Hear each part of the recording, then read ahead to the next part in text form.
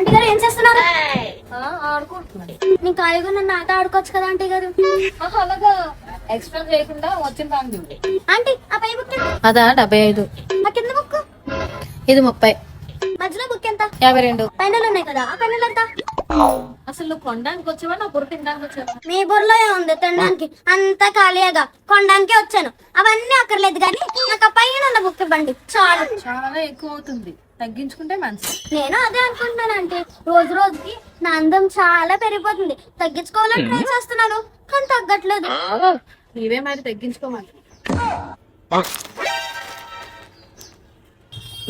Aunty మీరు అటువైపు తిరిగినప్పుడు ఎవరొకరు వచ్చి ఇవన్నీ ఎత్తుకెళ్ళిపోతే మీకు ఎలా తెలుస్తుంది ఆంటీ?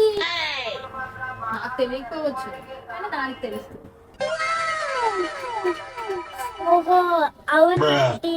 మీరు దొంగలు వస్తే ఎలా రియాక్ట్ అవుతారని నేను ఒక చిన్న టెస్ట్ చేశానండి. వీటికి ఆ బుక్ కి బిల్ ఎంత అయిందో చెప్తారా? 75 రూపాయలు. ఇదిగోండి ఆంటీ డబ్బులు. సీసీటీవీలో పనిచేయడం అన్నావు కదా. అవునరా. అవునా?